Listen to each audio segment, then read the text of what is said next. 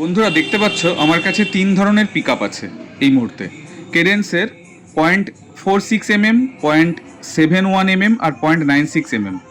তো তোমাদের অনেকেরই প্রশ্ন থাকে যে কোন পিকে বাজানো উচিত, বিশেষ করে বিগিনারদের কোন পিকে বাজানো উচিত এবং পিকগুলোর পার্থক্যই বা কী হচ্ছে।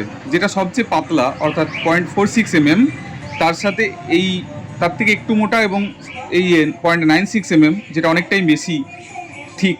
তো এইটার কি পার্থক্য হয় সেটাও তোমাদের জানা। প্রথমে আমি 0.46 mm এটা দিয়ে বাজাচ্ছি, তোমরা শুনে দেখো।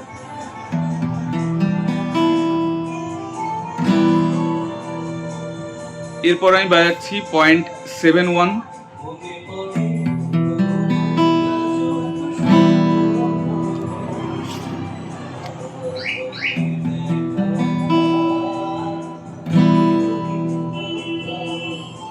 তো তিনটের শুনে কি মনে হলো? সবচেয়ে পাতলা যে পিকটা সেটাতে অনেক থিন সাউন্ড করলো এবং সবচেয়ে মোটাটায় অনেক বেশি ভরাট একটা আওয়াজ আসছে। অর্থাৎ আমরা যদি ফ্রিকোয়েন্সি ওয়াইজ বলি তাহলে মিড সেকশনগুলো আরও বেটার পাচ্ছি।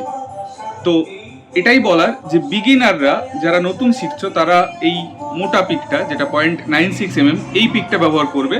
তাহলে তোমরা এই যে ফিঙ্গার প্র্যাকটিসগুলো হয় না,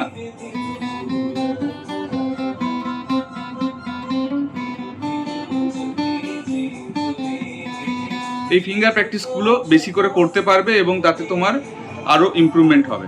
এবং স্ট্রামিং যখন তুমি করছো তখন আমরা পাতলাটা ব্যবহার করতে পারি।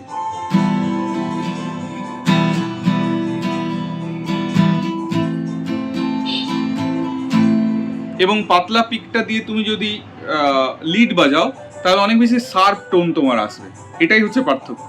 পাতলাটাতে অনেক শার্প টোন আসে এবং মোটা যে পিকগুলো সেগুলোতে তোমার অনেক বেশি থিক সাউন্ড আসে। এটাই হচ্ছে পার্থক্য। তো আশা করি ভিডিওটি তোমাদের ভালো লাগলে ভিডিওকে লাইক এবং শেয়ার করে দিও এবং মনে করে চ্যানেলটি সাবস্ক্রাইব করে দিও। দেখা হচ্ছে পরের ভিডিওতে। টাটা।